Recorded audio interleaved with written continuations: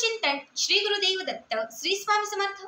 तुम्हा सर्वांचं आपल्या स्वामी शक्ती या चॅनल मध्ये मनापासून स्वागत आहे। स्वामी तुम्हा सर्वांच्या सर्व चांगल्या इच्छा पूर्ण करून एवढीच स्वामींच्या चरणी प्रार्थना करते आणि आपल्या आजच्या या नवीन आणि सुंदर व्हिडिओला पुन्हा एकदा नव्याने सुरुवात करते।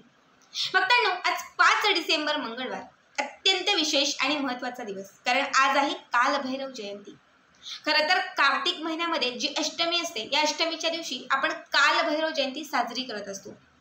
कालभैरवनाथ म्हणजे काय तर भगवान शिवांचे सर्वात उग्र स्वरूप समजून त्यांचं पूजन केलं जातं।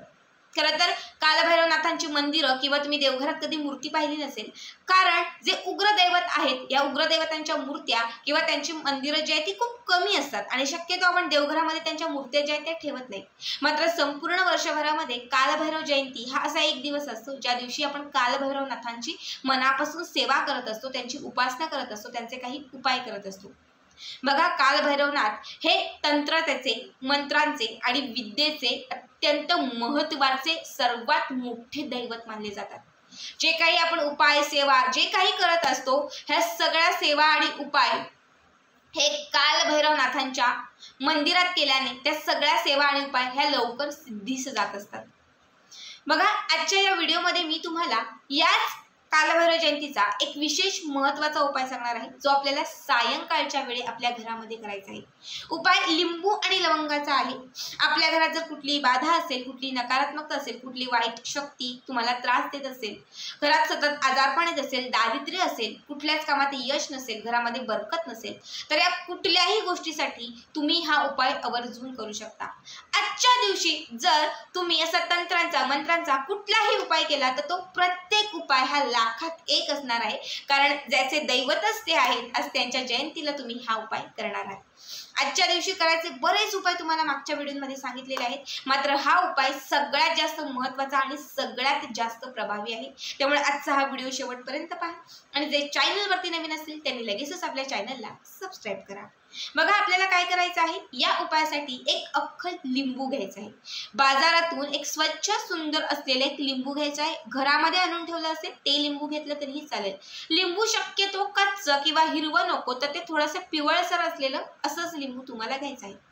त्याचबरोबर तुम्हाला लवंगा घ्यायच्या आहेत। आता लवंगा किती घ्यायच्या तर जी तुमची जन्मतारीख असेल त्या जन्मतारखेनुसार तुम्हाला त्या लवंगा घ्यायच्या आहेत। आता माझी जन्मतारीख आहे समजा 10, तर मी किती लवंगा घेणार, 1 + 0 किती होतात 1, मी एकच लवंग घेणार। ज्यांची जन्मतारीख आहे 1 त्यांनी 1 घ्यायचे आहे, ज्यांची जन्मतारीख आहे 4 त्यांनी 4 लवंगा घ्या, ज्यांची जन्मतारीख आहे 8 त्यांनी 8 आणि ज्यांची जन्मतारीख आहे 9 त्यांनी 9 लवंगा घ्या, ज्यांची जन्मतारीख आहे 15 त्यांनी 1 आणि 5 किती होतात 6, तर 6 लवंगा घ्यायच्या आहेत। ज्यांची जन्मतारीख असेल 28 तर 2 आणि 8 किती होतील 10, तर तुम्हाला 10 लवंगा घ्यायच्यात। म्हणजे जशी तुमची जन्मतारीख असेल त्यानुसार काउंट करून तुम्हाला तेवढ्या लवंगा घ्यायच्या आहेत आणि एक तुम्हाला लिंबू घ्यायचा आहे। ठीक आहे, देवघराच्या समोर दिवा प्रज्वलित करायचा आहे, बाजूला एक अगरबत्ती लावायची आहे, 3 अगरबत्त्या लावायच्या आहेत आणि एक दिवा लावायचा आहे। या देवघराच्या समोर आसन टाकून बसायचं आहे, एक प्लेट घ्यायची आहे, प्लेटमध्ये तुम्हाला ते लिंबू ठेवून द्यायचं आहे आणि एक एक करत तुम्हाला ते जे लवंग आहे ते लवंग लिंबाला टोचायचं आहे। अगदी तुम्ही हातात घेऊन टोचलं तरीही चालेल। आता सांगू नका की ताई लवंग टोचत नाही, मी स्वतः हा उपाय केलेला आहे। एखाद तुटेल, दुसरं तुटेल, पण तिसरं नक्कीच टोचलं जाईल। टोकवाला आणि अख्खं असणारं लवंग घ्या आणि ते टोचा, 100% टोचेल। ठीक आहे, जन्मतारखेनुसार जेवढी तुम्ही लवंग घेतलेली आहे ती एक एक करत टोचायची आहेत। प्रत्येक वेळी टोचत असताना ओम कालभैरवनाथाय नमः, ओम कालभैरवनाथाय नमः या मंत्राचा जप करायचा आहे। सर्व लवंग त्या लिंबाला टोचून झाले की त्यानंतर हे जे लिंबू आहे हे लिंबू तुम्हाला त्या प्लेटमध्ये ठेवून तुमच्या देवघरासमोर जिथे तुम्ही दिवा लावलेला आहे त्या दिव्याच्या समोर तुम्हाला ठेवून द्यायचा आहे। त्यानंतर ज्या 3 अगरबत्त्या तुम्ही प्रज्वलित केलेल्या आहेत, पेटवून घेतलेल्या आहेत, त्या 3ही अगरबत्ती हातात घ्यायच्या आहेत। ठीक आहे, हातात घेऊन बाजूला एक मातीची पंटी ठेवायची आहे आणि त्यामध्ये कापराची वडी प्रज्वलित करायची आहे। म्हणजे बाजूला कापूर पेटवायचा आहे, हातामध्ये ह्या 3 अगरबत्त्या घ्यायच्या आहेत आणि तुम्हाला 7 वेळा कालभैरव अष्टक म्हणायचं आहे। किती 7 वेळा। बघा, वर्षभरातून करता येणारी ही एकमेव सर्वात उच्च कोटीची सेवा आहे। ठीक आहे, आणि तुम्हाला आयुष्यभर साथ देणारी सेवा आहे, त्यामुळे 15-20 मिनिटं लागतील, अजिबात कंटाळा करू नका. तर ह्या 3 अगरबत्त्या तुम्हाला हातात उजव्या हातामध्ये घ्यायच्या आहेत आणि 3ही अगरबत्त्या ते जे लिंबू तुम्ही ठेवलेलं आहे ज्या प्लेटमध्ये, त्या लिंबाला तुम्हाला गोल गोल फिरवायचे आहेत आणि इथे तुम्हाला कंटिन्यू कापूर जाळत राहायचं आहे. कापूर जाळत राहायचं आहे. एक संपला की लगेच दुसरं टाका, दुसरं संपला की लगेच दुसरं टाका. असे तुम्हाला करत 7 वेळा कालभैरव अष्टकम म्हणायचं आहे. आता ज्यांना कालभैरव अष्टकम येत नसेल त्यांनी ओम कालभैरवनाथाय नमः, ओम कालभैरवनाथाय नमः, ओम कालभैरवनाथाय नमः या मंत्राचा 15 ते 20 मिनिटं जप करायचा आहे. हे करून झालं की त्यानंतर अगरबत्त्या संपत आल्या असतील त्या बाजूला लावा. अगरबत्त्यांची जी विभूती खाली पडलेली असेल ही विभूती तुम्हाला हातामध्ये उचलायची आहे.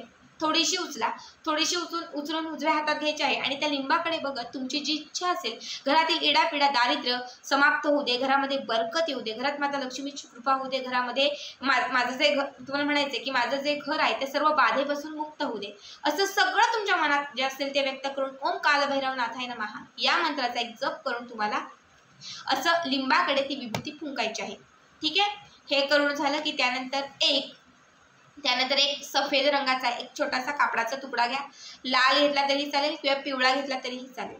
हा कापडाचा तुकडा घेऊन तुम्हाला त्याच्यामध्ये हे जे लिंबू आहे ते लिंबू उचलून ठेवायचे. जे कापड तुम्ही घेतलेलं आहे त्यामध्ये हे लिंबू उचलायचं आहे, उचलून ठेवायचं आहे आणि या लिंबाला अशी एक गाठ मारायची आहे. ठीक आहे, गाठ मारल्यानंतर याची जी पोटली तयार होईल या लिंबाची, ही पोटली तुम्हाला तुमचं जे मेन दरवाजा, जो घराचा मेन डोअर ज्याला म्हणतो, तर या दरवाजाच्या समोर आतील किंवा बाहेरच्या भागात, आतमध्ये केलं तरी चालेल किंवा बाहेरच्या भागात केलं तरी चालेल. आता मी स्वतः आतमध्ये पण केलेलं आहे आणि मी बाहेरून पण केलेलं आहे. ठीक आहे, तर तुम्ही आतल्या किंवा बाहेरच्या भागाला ही जी पोटली आहे ही पोटली एक चूक ठोकून वगैरे तुम्हाला त्याला अशी लटकवायची आहे. आता ही किती दिवस ठेवायची, तर तुम्ही वर्षभरही ठेवू शकता. जेव्हा पुढची कालभैरव जयंती येईल त्यावेळेस ही जी पोटली आहे ही तुम्हाला काढून वाहत्या पाण्यात किंवा एखाद्या झाडाखाली टाकून द्यायची आहे आणि याच पद्धतीने पुढच्या वर्षी नव्याने हा उपाय तुम्हाला करता येणार आहे. बघा, ही पोटली टांगल्यानंतर बऱ्याच लोकांना असा अनुभव येईल 20 ते 25 दिवसात किंवा 8 ते 10 दिवसामध्ये हे लिंबू खराब झालेलं असेल. बऱ्याच लोकांना असा अनुभव येऊ शकतो. समजा लिंबू खूप खराब झाले, पाणी गळत आहे किंवा लिंबाचा दुर्गंध सुटलेला आहे, कुजलेला आहे असं वाटत आहे. जर असं तुम्हाला वाटत असेल तर ते त्या क्षणी काढायचं आहे आणि कुठल्याही तुम्हाला एखाद्या झाडाखाली नेऊन टाकायचं आहे किंवा वाहत्या पाण्यामध्ये वगैरे तुम्हाला तिकडे सोडून यायचं आहे. असं का होईल, तर तुमच्या घरात खूप जास्त नकारात्मकता असेल, खूप जास्त वाईट शक्ती असेल, बाधा घरात जास्त असेल, तुमच्या घरामध्ये निगेटिव्हिटी मोठ्या प्रमाणात असेल तर लक्षात घ्या ते लिंबू जे आहे ते क्षणात खराब होईल. जर तुमच्या घरामध्ये कुठली निगेटिव्हिटी नसेल, ठीक असेल, म्हणजे घरामध्ये जे काही आहे ते ठीक असेल, तर ते जे लिंबू तुम्ही तुमच्या घराला टांगाल ते वर्षभर तसंच राहील. पण त्याने परिणाम काय होईल, तर घरामध्ये बघा, प्रत्येक व्यक्ती घरात चांगल्याच विचाराने येतो असं नाही. बरेच लोक आपलं वाईट व्हावं, काहीतरी वाईट करावं या हेतूनेही आपल्या घरात येतात आणि असे वाईट विचारांचे लोक जेव्हा तुमच्या घरामध्ये येतील तेव्हा त्यांचे जे विचार, त्यांची निगेटिव्हिटी किंवा ते जे काही आपल्यावरती कुठली वाईट शक्तीचा परिणाम करणार असेल तर ते सगळ्या वाईट शक्ती या बाहेरच्या बाहेर राहतील. कारण तुम्ही हा कालभैरव जयंतीच्या दिवशी केलेला जो उपाय आहे, जो लिंबू आहे तो मेन तुम्ही दरवाजाला टांगलेला आहे. त्यामुळे कुठलीच वाईट शक्ती, वाईट बाधा तुमच्या घराला कधीच म्हणजे तुमच्या घरात कधीच येणार नाही, तुमच्या घराला कधीही स्पर्श करणार नाही. हा अत्यंत महत्त्वाचा लाभदायक उपाय आहे जो वर्षभर तुम्हाला साथ देत राहील. सगळ्या बाधांपासून, संकटांपासून, विघ्नांपासून, प्रत्येक वाईट शक्तीपासून तुम्हाला दूर ठेवेल, तुम्हाला लांब ठेवेल, तुमचं रक्षण करेल.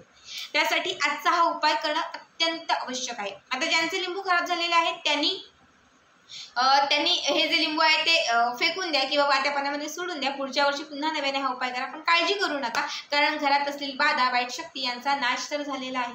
तर अशा पद्धतीने हा उपाय तुम्हाला करायचा आहे. आजचा हा उपाय कसा वाटला नक्कीच कमेंट करून कळवा आणि तसेच पुढचे व्हिडिओ पाहण्यासाठी चॅनलला सबस्क्राईब करा. भेटूयात पुन्हा एकदा अशाच एका नवीन सुंदर आणि छान व्हिडिओमध्ये. तोपर्यंत सर्वांना धन्यवाद. श्री स्वामी समर्थ. जय जय स्वामी समर्थ.